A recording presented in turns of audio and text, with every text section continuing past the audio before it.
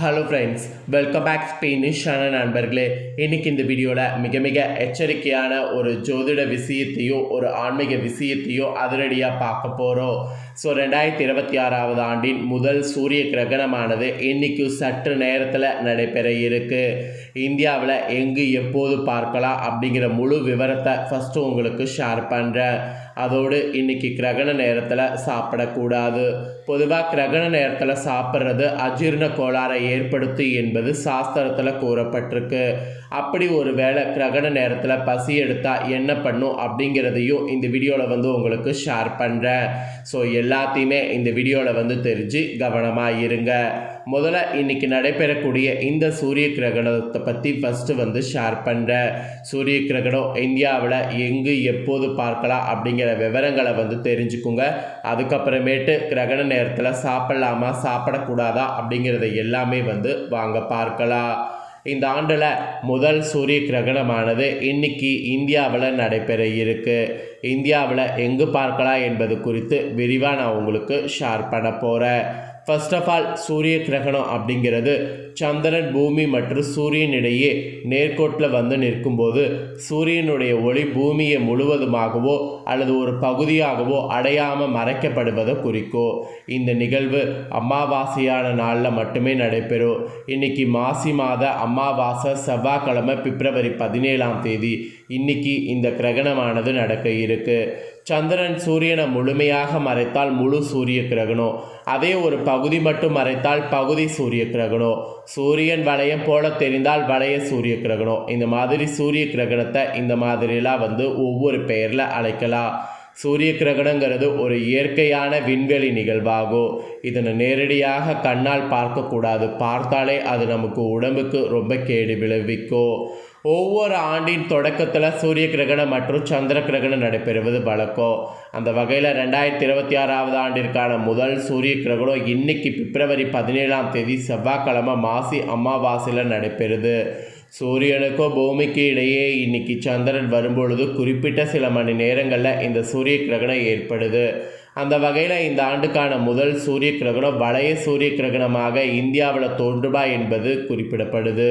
So ஏன் அமாவாசையில் மட்டும் இந்த கிரகணம் நடைபெறுவது அப்படிங்கிறது ஒரு டவுட் இருக்கும். பொதுவாக சூரிய கிரகணம் அனைத்தும் அமாவாசை நாட்களில் தான் தோன்றும்.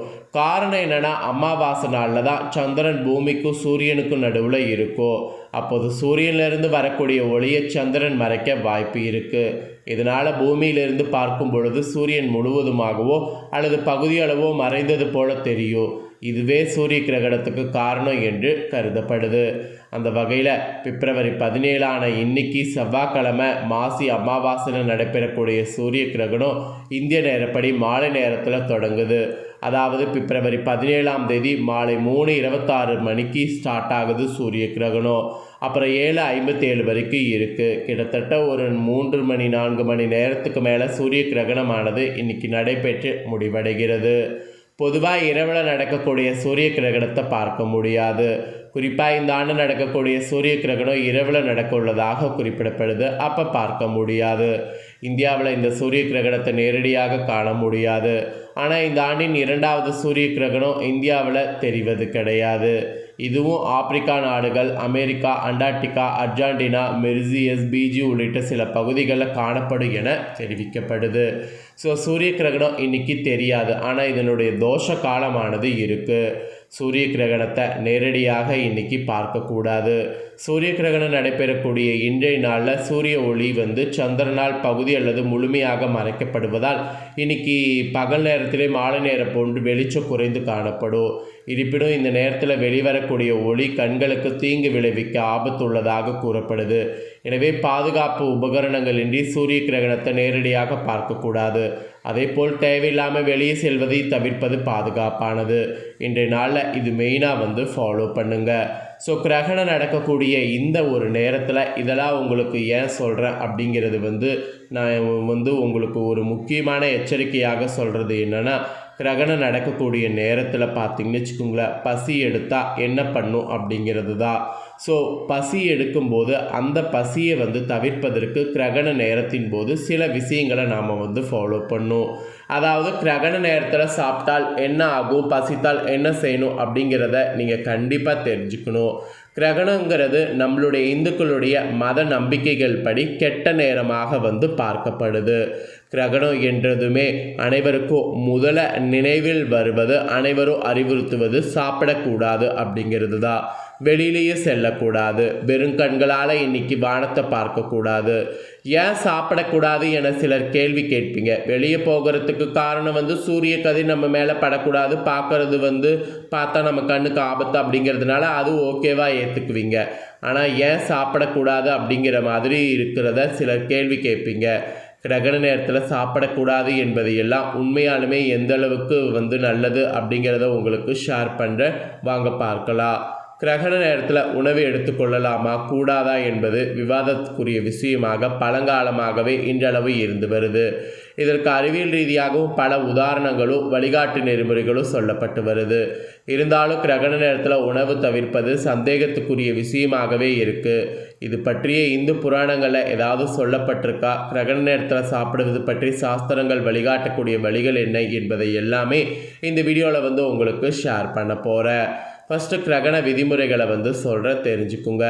ஸோ நெருப்பு வளைய சூரிய கிரகணம் இன்றைக்கி நடைபெறக்கூடிய அந்த நேரம் ரொம்பவே ஆபத்தாக இருக்குது.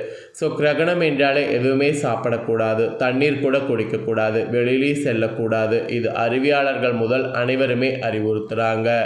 கிரகண நேரத்தில் ஏன் சாப்பிடக்கூடாது, அப்படி சாப்பிட்டால் என்ன நடக்கும் என்பது பல காலமாக மக்கள் பலருக்கும் தெரியாமல் அது ஒரு மிகப்பெரிய கேள்வியாக அமையிறதுனால தான் கிரகண நேரத்தில் சாப்பிட்றோம். ஸோ கிரகண நேரத்தில் சாப்பிட்லாமா கூடாதா என்ற விவாதம் இப்போ நான் உங்களுக்கு தெளிவாக ஷேர் பண்ணுறேன்.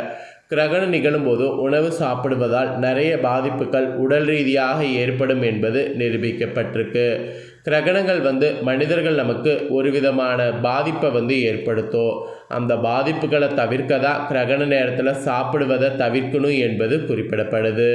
ஸோ கிரகணம் நடக்கக்கூடிய நேரத்தில் நம்ம உணவு சாப்பிடுவதால் உடலில் பலவிதமான நோய் பாதிப்புகள் ஏற்படும். அதாவது கிரகண நேரத்தில் அதிகமான கிருமி பாதிப்புகள் வெளிவரும். அந்த சமயத்தில் நம்ம உணவு சாப்பிடுவது, தண்ணீர் குடிப்பது பலவிதமான நோய்களுக்கு வழிவகுக்கும். ஸோ வேதங்கள் படி சூரிய கிரகணத்தின் போது சூரியனிலிருந்து வெளிப்படக்கூடிய கதிர்கள் சமைத்த உணவுகளை விஷத்தன்மை கொண்டதாக மாற்றி விடுகிறது. இதனால தான் இந்த உணவுகளை நாம் சாப்பிடும்போது நம்மளுடைய உடலில் செரிமான பிரச்சனைகள், வயிறு பாதிப்பு, வயிறு உப்புதல் போன்ற பலவிதமான பிரச்சனைகளை ஏற்படுத்தும் என சொல்லப்படுது. இவை உண்மைதான் என சில ஆராய்ச்சியாளர்களே ஒப்புக்கொண்டிருக்கிறாங்க. அதனால தான் கிரகண நேரத்தில் உணவை தவிர்க்கணும் என்பது இவ்வளோ தூரம் சொல்கிறேன். கிரகண நேரத்தில் உணவு சாப்பிடுவதால் துர்திருஷ்டம் ஏற்படும். கிரகணம் நிகழும்போது சூரியனுடைய கதிர்கள் பூமியில் விழுவது கிடையாது. இந்த சமயத்தில் தீய சக்திகள், கிருமிகள் ஆற்றல் அதிகரிக்கும். இந்த சமயத்தில் பூமியின் மீது படக்கூடிய கதிர்வீச்சுகள் மிகவும் ஆபத்தானவை. இவைகள் இந்த பிறவியில் மட்டுமில்லாமல் அடுத்த பிறவி வரைக்கும் பலவிதமான பாதிப்புகளை ஏற்படுத்தக்கூடியவை என சாஸ்திரங்களில் சொல்லப்படுது. இதனை கருத்தில் கொண்டு தான் இன்றைக்கி கிரகண நேரத்தில் வெளியில் செல்வதை தவிர்க்க வேண்டும், சாப்பிடுவதை தவிர்க்க வேண்டும் என்பதை உங்களுக்கு சொல்கிறேன். ஒருவேளை இன்றைக்கி கிரகணம் நடக்கக்கூடிய அந்த டைமில் பசித்தா என்ன செய்வது அப்படிங்கிறதையும் சொல்லிடுறேன். சாப்பிடாமல் இருக்க முடியாது, கிரகண நேரத்தில் பசிக்கிறது என்பவங்க சாப்பிடுவதற்கு முன்பு சாப்பிட்ட பிறகு கைகளை நன்கு சுத்தமாக கழுவி விட வேண்டும். அப்புறம் சமைக்காத உணவுகள் அல்லது பச்சையாக இருக்கக்கூடிய உணவுகளை சாப்பிடுவதை தவிர்க்க வேண்டும். சமைத்த உணவுகளை சூடாக சாப்பிட்டால் நன்கு ஆறிய பிறகு சாப்பிட வேண்டும். அதாவது சூடாக சாப்பிடாமல் நன்கு ஆறிய பிறகு சாப்பிட வேண்டும். முழு சூரிய கிரகணம் நடக்கக்கூடிய போது நமக்கு பசியே ஏற்படாது என்பது தான் சமீபத்தில் ஆய்வுகளில் கண்டறியப்பட்ட தாள்கள். இருந்தாலும் கர்ப்பிணிகள் போன்றவர்கள் உடலில் நீர்ச்சத்து குறையாமல் இருக்க கிரகண நேரத்தில் இளநீர் குடிக்கலாம். பச்சை காய்கறிகள், சமைத்த உணவுகளை சாப்பிடுவதற்கு பதிலாக பழங்களை இன்னைக்கு சாப்பிடுங்க. கர்ப்பிணிகள், வயதானவர்கள் உடல் பலவீனம் அடைவதை தவிர்க்க தண்ணீர் குடிக்கலாம். ஆனால் துளசி இலைகளை போட்டு வைத்து தண்ணீரை குடிப்பது மிகவும் நல்லது. ஸோ கிரகணம் நடக்கக்கூடிய இன்னைக்கு பசித்தால் என்ன பண்ணும் அப்படிங்கிறதையும் உங்களுக்கு சொல்லிட்டேன். சொன்னதை தெரிஞ்சிருப்பீங்க. தெரிஞ்சதுக்கேற்ப நடந்து பயன் பெறுங்க. ஸோ இந்த முக்கியமான தாள்களை நீங்கள் பார்த்து தெரிஞ்சு பயனடைகிறது போல் உங்கள் ஃப்ரெண்ட்ஸ் ஃபேமிலியில் இருக்கிறவங்களும் பார்த்து தெரிஞ்சு பயனடையணும் அப்படின்னு நினச்சிங்கன்னா வீடியோவை உடனே லைக் பண்ணி உங்கள் ஃப்ரெண்ட்ஸ் ஃபேமிலிக்கு ஷேர் பண்ணுங்கள். உங்கள் ஃப்ரெண்ட்ஸ் ஃபேமிலியில் இருக்கிறவங்களும் வீடியோ பார்க்கட்டும். அவங்களும் இன்றைக்கி கிரகண நேரத்தில் ஏன் சாப்பிடக்கூடாது, அப்படியே பசித்தா என்ன சாப்பிடணும் அப்படிங்கிற இந்த முக்கியமான தாள்களை இந்த வீடியோவில் தெரிஞ்சு இதற்கேற்ப நடந்து பயன் பெறட்டும். இதே போல் புதிய தாள்களை தெரிந்து கொள்ள சேனலை சப்ஸ்கிரைப் பண்ணுங்கள், கூட பெல் பட்டனை ப்ரெஸ் பண்ணுங்கள். அப்போ தான் நான் போகிற மற்ற அப்டேட்டான எல்லா வீடியோஸும் உடனுக்குடனே தெரிஞ்சு பயன் பெற முடியும். ஸோ மறக்காமல் பண்ணுங்கள். சுவாரஸ்யமாக வேறொரு வீடியோவில் உங்களை சந்திக்கிறேன். நன்றி, வணக்கம்.